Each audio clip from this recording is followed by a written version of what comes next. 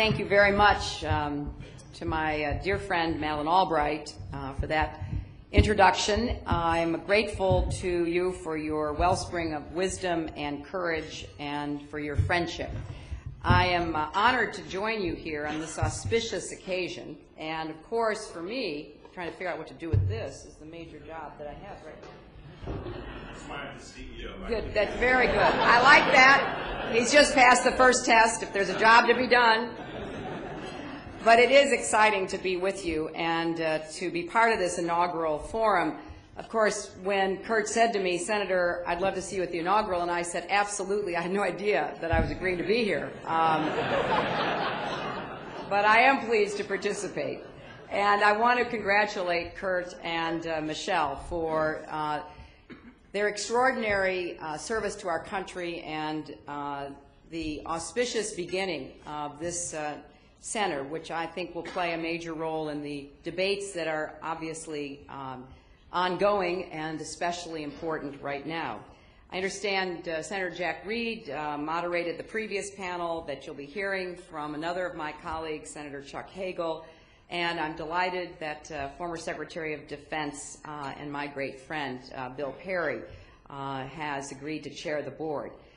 I want to acknowledge the Center's announcement today that it will be establishing the Basovich Fellowship, named for First Lieutenant Andrew J. Basovich, Jr., who lost his life in May while serving in Iraq. He followed, as many of you know, in his father's footsteps into the Army. And I have been a great admirer of Professor Basovich for a number of years. In fact, have assigned some of his writings to my staff as homework.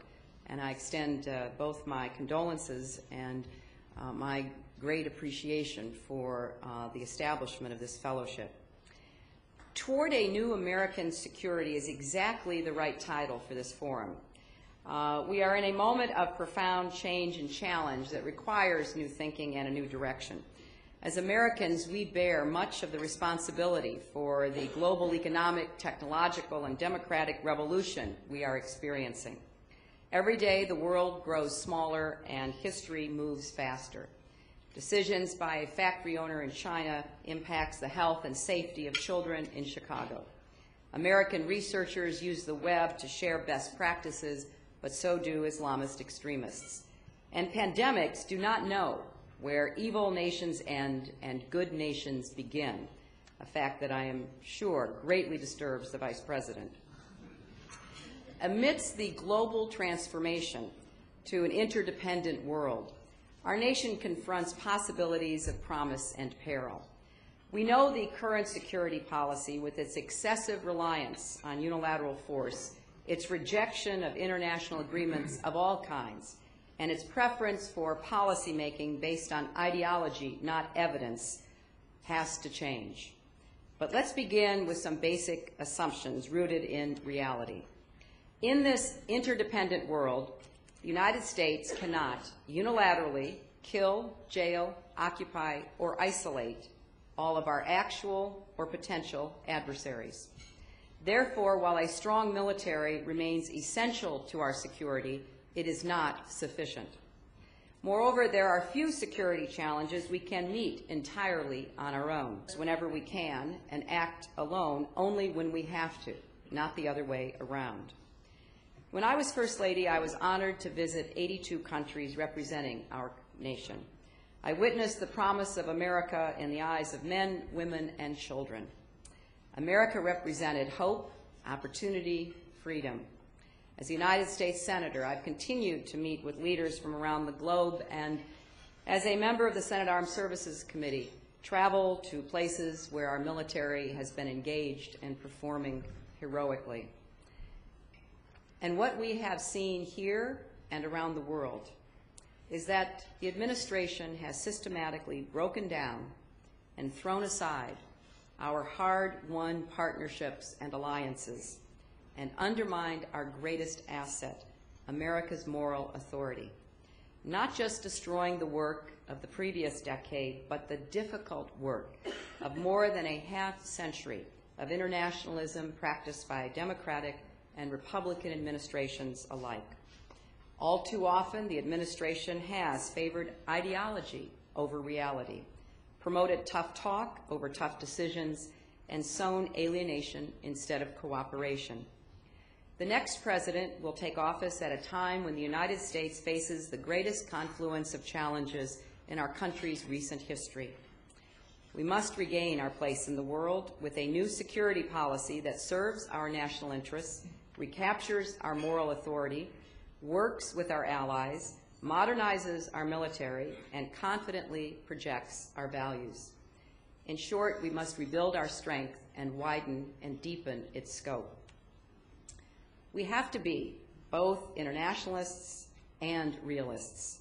We have to renew those alliances around the world around a common set of goals, including combating genocide, expanding human rights, promoting reconciliation through diplomacy, stopping nuclear proliferation, and addressing global warming. We have to realize that we're in the middle of a sectarian civil war in Iraq, and that it is well past time to start withdrawing our troops from the middle of that war. And we must also realize that the global threat of terror demands that we secure our home front, take on the terrorist networks abroad, and combat a false doctrine of hate, death, and destruction. America must be the world's leader, and yet we cannot lead unless we restore the greatness and goodness of America in the eyes of the world. That's why we must stand for freedom and fairness, justice and progress, peace and security. Let me say a few words about Iraq. I know that CNAS has released a new report on Iraq with a set of proposals for the way forward. I have some differences with the specifics of the proposal, but I believe it is time to end the war and bring our troops home as soon as possible. The failed ideology and flawed decision-making that led us into Iraq has had a devastating impact on us here at home and around the world. Iraq continues to steal young American lives and to consume $8.6 billion a month while sapping our military readiness and standing. I've traveled to Iraq 3 times to meet with soldiers and commanders as well as Iraqi political leaders. There is no doubt that our military has performed heroically and has done what they were asked to do, according to the authorization that was passed nearly 5 years ago. Not a day goes by that I don't think of our men and women who are over there right now, patrolling the streets of Baghdad, Mosul, and other places, trapped by a failed strategy and a sectarian civil war. And I never stop thinking about the lives that have been lost and the lives that have been so drastically affected by profound injuries. The President claims he listens to our military commanders, but he apparently doesn't hear what I've heard for several years now. General Petraeus, General Casey, General Pace, General Abizaid, Admiral Fallon, and others have told him and us there is no military solution to the Iraq conflict, only a political one. Without concerted U.S.-led international political and diplomatic efforts, as the Iraq Study Group proposed but the Bush administration disregarded, any Iraqi government is condemned to failure. In the absence of credible and strong incentives backed by U.S. pressure, the Iraqi government has degenerated into protecting ethnic and sectarian interests. In the absence of sustained diplomatic efforts involving the parties affected and the nations in the region, we risk the expansion of the conflict beyond the borders of Iraq. The coalition-building efforts during the first Gulf War and affecting the former Yugoslavia demonstrate that sustained political and diplomatic efforts are critical to establishing and maintaining U.S. national security interests. What worked for the first Bush administration and the Clinton administration has been abandoned or executed poorly. This is not a matter of partisanship. It is a matter of learning the lessons of successful American statesmanship by both Democratic and Republican presidents. The catalog of misjudgments offends common sense and shocks the conscience. The unilateral decision to rush to war without allowing the inspectors to finish their work or diplomacy to run its course, the failure to send enough troops, and the disgraceful lack of equipment for those we sent the draining of manpower, resources, and intelligence capabilities from Afghanistan, the inability to stop rioting or to secure weapons caches, the dismantling of Iraq's security and governmental capacity, the ignorance of a rising insurgency, and the adherence, which continues to the present day, to a broken policy more than 4 years after the invasion began. Since 2005, I have called for the strategic redeployment of U.S. forces out of Iraq. I've introduced the Iraq Troop Protection and Reduction Act to begin withdrawing our troops. And I continue to press for a basic 3-step approach that would end the war while preserving our security interests. First, start bringing the troops home now. Second, demand and back up those demands that the Iraqis take responsibility for their country or lose the aid we are providing them. And third, begin intensive regional and international diplomacy on a sustained basis. We need to force the administration to change its failed policies in Iraq.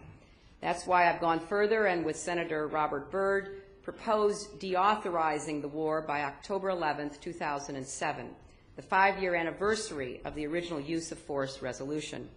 Senator Byrd and I plan to offer an amendment deauthorizing the war when the Senate considers the defense authorization bill after the July 4th recess.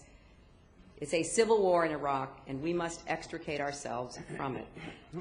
I've also called on both the Secretary of Defense, Secretary Gates, and General Pace to brief Congress on the existing plans for the withdrawal of U.S. troops from Iraq, or to explain why no such detailed plans exist. The seeds of many problems that continue to plague our troops and mission in Iraq were planted in the failure to adequately plan for the conflict that the administration was so anxious to begin. We cannot allow our failures in deploying into Iraq to be repeated when we redeploy out of Iraq. Among the most important reasons for extricating ourselves from Iraq are the looming challenges in the region and around the world to our national security. There is a global threat of terrorism, and we have to confront it. Here, too, the policies of the Bush administration have set us back. America must rely on the intelligence of our allies along with our own. Yet the Bush administration's policies have alienated our friends and emboldened our enemies. New threats require us to modernize and reform our intelligence services.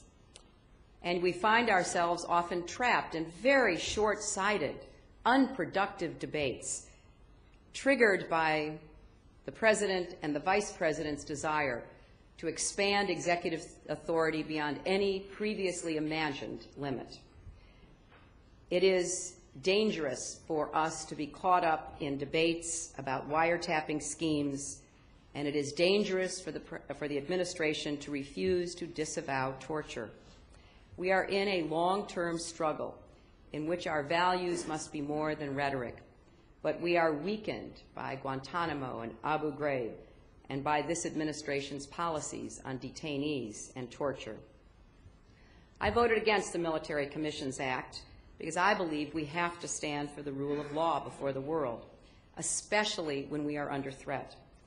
Democrats and Republicans alike believe that terrorists must be caught, captured, sentenced, punished, killed. I believe there can be no mercy for those who perpetuated 9/11 and other crimes against humanity. But in the process of accomplishing what is essential for our security, we must hold on to our values and set an example we can point to with pride, not shame. The bill allowed the admission into evidence of statements derived through cruel, inhuman, and degrading interrogations. Will our enemies be less likely to surrender? Will informants be less likely to come forward? Will our soldiers be more likely to face torture themselves if captured? Will the information we obtain be less reliable? As Lieutenant John F. Kimmons, the Army's Deputy Chief of Staff for Intelligence, has said, no good intelligence is going to come from abusive interrogation practices. Allowing coercive treatment and torturous actions toward prisoners violates the rule of law, fails in intelligence gathering, and promotes radicalization. al-Zawahiri, Osama bin Laden's second-in-command, the architect of many of the attacks on our country and throughout Europe and the world, has said over and over again, if we would only pay attention, it is on their websites, that torture helps the cause of extremism, watering the seeds of jihad. I've called for the closing of the prison at Guantanamo Bay because it represents, in the eyes of the world, abuse, secrecy, and contempt for the rule of law. Rather than keeping us more secure, Guantanamo is harming our national security.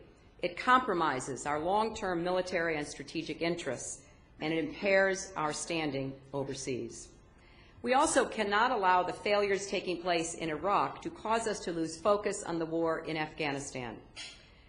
The first time I visited Afghanistan in 2003, a young soldier said to me, "Welcome to the forgotten front line of the war against terror." This administration is not only failing in Iraq, its inattention risks failure in Afghanistan. During my visit to Afghanistan last January, I heard disturbing reports about continued cross-border infiltration from Pakistan into Afghanistan by Taliban and al-Qaeda fighters. The tensions between the Afghan and Pakistani governments were palpable. During my meetings with President Karzai and President Musharraf, I asked if they thought that a special presidential envoy from the United States would help them resolve their disputes, and they both expressed the belief that such an envoy could be very useful. When I returned to the United States, I called the White House to suggest a special envoy and to convey the reactions of Presidents Karzai and Musharraf. The White House, however, did not follow up on this idea, and the tensions between those two critical countries continue unabated. We must widen the scope of our strength by leading strong alliances which can apply military force when required and promote our values. In the 1990s, people were looking to America for leadership. When ethnic cleansing was taking place in the Balkans, the United States led our European allies in putting together a coalition to stop it. There is no better way to combat anti-Americanism than to do our best to demonstrate that America is invested in lifting up people around the world. Some of you have heard this before, but it was striking to me that after President Bush asked his father and my husband to represent our country with respect to relief following the tsunami, they traveled together. They were there when our military was evacuating people and bringing in supplies.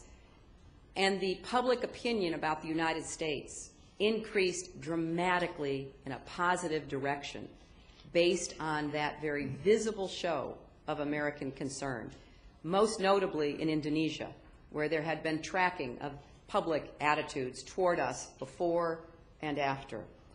Instability and extremism fester in places where infrastructure, education, and opportunity are also lacking. I've introduced the Education for All Act to provide $10 billion over 5 years toward the goal of basic education for every boy and girl around the world. From Pakistan to Sudan, parents want their children to have an education, but too often governments fail in delivering that basic service or find themselves without the resources to do so, even if they are willing. Education is a tool to combat HIV/AIDS, empower women, and certainly for economic development, and I believe all of that plays to our strengths. For 6 years, the threat of terror at home has not been met successfully with a lot of bluster and intimidation. That only isolates us. It's not right, and it's not smart. The attacks which have been prevented are a result of cooperation with other nations in intelligence, law enforcement, and money tracking efforts. And those kinds of cooperative relationships have to be deepened and strengthened. Alliances are also essential in safeguarding against other security threats like pandemics, be they acts of terrorism or acts of God. And there needs to be better cooperation globally for us to be prepared to deal with these kinds of threats. I think it's important that we also focus on the most significant threat of all, nuclear proliferation. The 9/11 Public Discourse Project, an outgrowth of the 9/11 Commission, argued that preventing terrorists from gaining access to weapons of mass destruction must be elevated above all other problems of national security because it represents the greatest threat to the American people. Well, you wouldn't know it by the discussion and dialogue in this city. The Bush administration has joined the chorus, saying that, yes, that is our biggest threat. Unfortunately, their response has foundered at the nexus of ideology and intransigence. They have followed a policy that permitted North Korea, whose plutonium production was frozen by the last administration, to reprocess enough material in the last 4 years to make six nuclear bombs and to test a nuclear weapon. In the past few months, we've seen signs of reversal, but the damage has already been done. Iran, meanwhile, has been given 6 years of the silent treatment. In this vacuum, Tehran continues its progress toward developing nuclear weapons and increasing its influence in the region. After initial talks with Iran and Syria on Iraq, the administration says it isn't sure that we need any more discussions with either of them. I think we should keep talking. Rather than engaging those who seek to develop nuclear weapons and working more urgently with allies to secure the nuclear material that al-Qaeda and others covet, the administration has abandoned the Comprehensive Test Ban Treaty and neglected nonproliferation and even promoted 2 new small nuclear weapons, including the robust nuclear earth penetrator, the so-called bunker buster. I'm introducing the Nuclear Terrorism Prevention Act, a bill based on the report published by the Nuclear Threat Initiative, headed by Senator Sam Nunn. He clearly sees this threat outrunning our response, and my bill seeks to reinvigorate and accelerate our efforts to ensure that the nature and urgency of our response is commensurate with the threat. My legislation would first devote real resources to combating the threat by increasing funding for the Global Threat Reduction Initiative to convert research reactors around the world from highly enriched uranium to low enriched uranium and to remove the highly enriched uranium from such facilities. I was with Warren Buffett last night, who has pledged $50 million of his own money to this effort and believes that he could amass an even greater amount of money from the private sector if our government would lead us with some urgency toward taking on this challenge. We need to expand the Materials Protection, Control, and Accounting Program to lock down nuclear material and invest in forensic measures to advance our ability to discover the origins of a nuclear weapon in the horrific event of an attack. This legislation would also require the President to work to create specific international guidelines to raise the security standards at foreign nuclear sites. To paraphrase Harvard's Graham Allison, no access to nuclear materials means no nuclear terrorism. Third, to coordinate these efforts, my legislation would create a senior advisor to the President for the prevention of nuclear terrorism, responsible for an annual report to Congress listing all sites worldwide with nuclear weapons and weapons-usable fissile material, and for developing and coordinating the implementation of a plan to eliminate, remove, and secure all such material. Here, too, we will never be served by policies that isolate us from those who can be our allies in stopping proliferation. And I hope that we will turn to this with greater urgency now. We cannot wait 18 months for the next administration. We should be focused on doing as much as possible, as quickly as we can. There are so many other challenges across the board, from obviously the Middle East to Latin America, from the ongoing Israeli-Palestinian conflict to the ongoing violence in Darfur. The next president will face a rising China with growing economic, diplomatic, and military power. China is using its power throughout the world in new ways that challenge our current thinking and policies. We should neither fear a stronger China nor ignore it.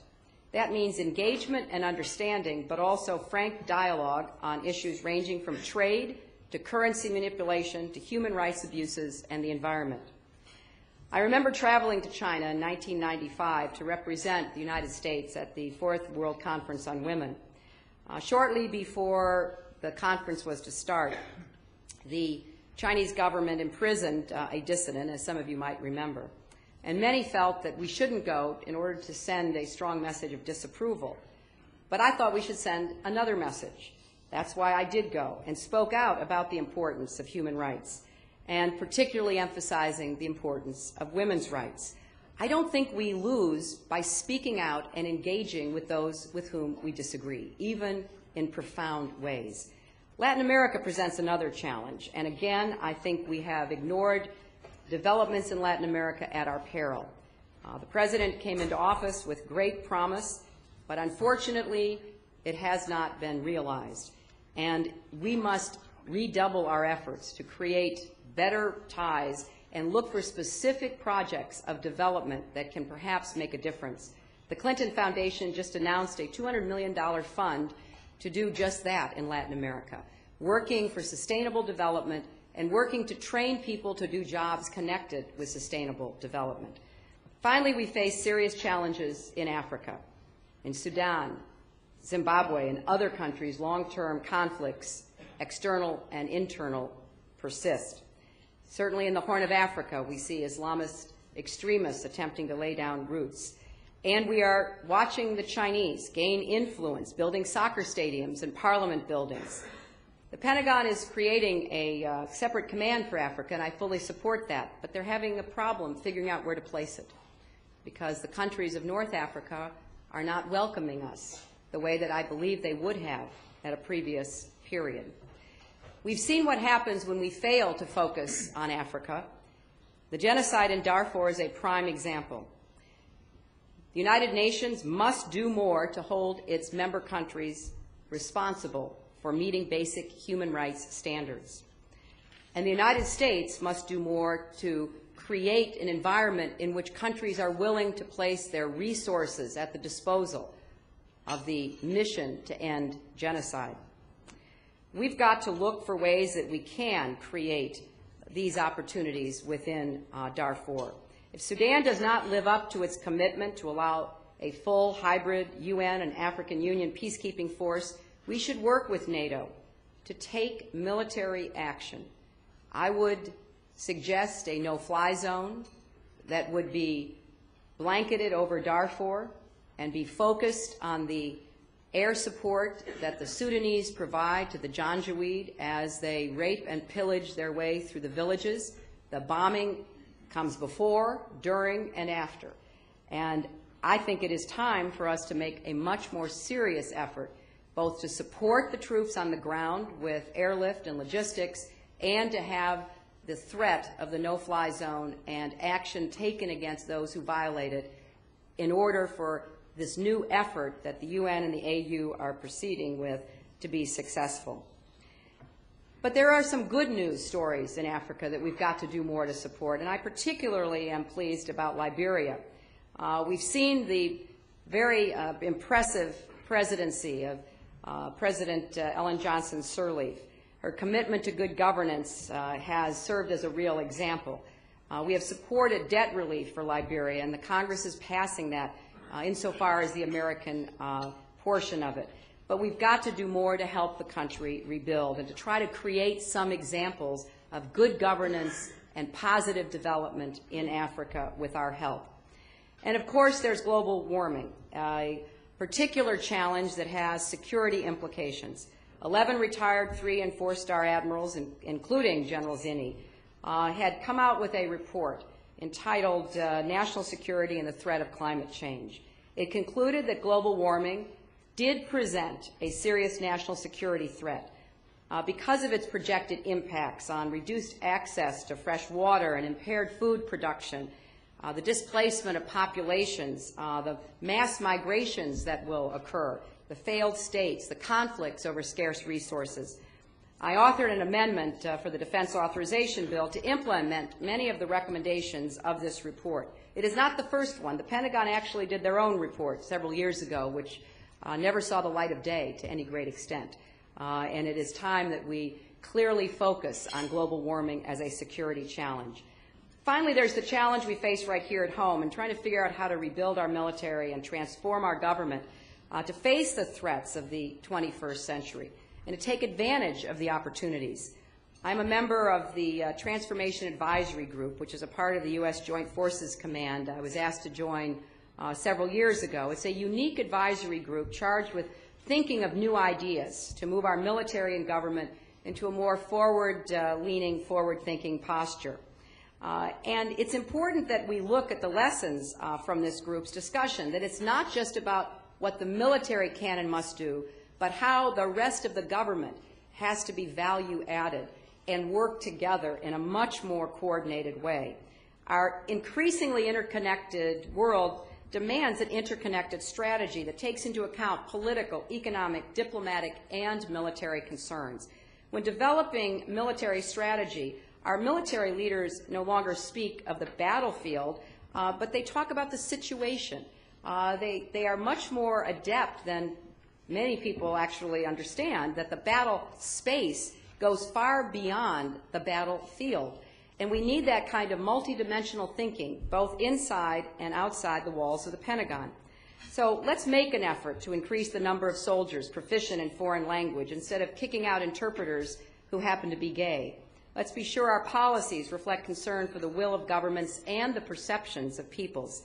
Let's make sure that we look just not at the quadrennial defense review, but at a document that looks at all of the government's responses to the threats and opportunities we face. You know, despite the professed attempts at military transformation, much more needs to be done. We do need to increase the size of the Army to address the myriad threats that we still face, even after we begin withdrawing from Iraq. We need to reform the Pentagon's acquisition system to rein in the costs of weapons systems and spending on outside contractors, and we need to find the right mix between legacy systems that our service members are currently using and newer programs that will allow us to keep our technological edge. Our experiences in Iraq and Afghanistan mean that we must not just learn, but incorporate the lessons of asymmetric warfare and train and equip our forces accordingly. Finally, we need to reevaluate the entire training and education that service members need in the 21st century. Every challenge we face begins with the biggest challenge, restoring our leadership by once again valuing alliances, respecting our values, and understanding that American strength is more than just the show of force. I want to end with a story that I particularly like, in part because it really does remind me of all that America can be when we have leadership that understands all that America should be. It's a story that Secretary Albright has told. You know, back in 1995, she was asked to go to Europe to commemorate the 50th anniversary of the end of World War II. And she was particularly excited about going because she would go to the Czech Republic, having been born and raised in the former Czechoslovakia and having confronted Nazism and communism through her family. So as she traveled around to these various commemorations, she noticed people waving American flags. But as she looked more closely, she realized those flags had only 48 stars. And she kept asking people, where did these flags come from? And everyone told her the same thing, that when the American GIs liberated Europe, they passed out these flags. And people had treasured them, passing them on from grandparent to parent to child. And in fact, keeping them at some risk to themselves, because if they'd been discovered under Soviet occupation with an American flag, they could have gotten into trouble. So she asked him, why did you keep these flags for 50 years? And everyone said the same thing, because they loved America. And they loved the hope that those flags represented and the values that stood behind them. Well, I want to see a restoration of those feelings about us around the world. But I also want to see their restoration here at home. We have to begin believing again in our goodness and our greatness, in our ability to be both smart and tough. You know, 44 years ago this month, President Kennedy spoke just a short distance from where we are today at American University. And he said, I speak of peace because of the new face of war. In this new century, we are confronted by yet another new face of war and a new reality of global interdependence. It is a moment of peril and of promise. How we proceed is entirely up to us. We can repair the damage that has been done to our security and our standing over these past 6 years. We can rebuild our alliances and restore our moral authority and reestablish our leadership in the world. And by doing so, we can forge a new American security for this new century. Thank you all very much.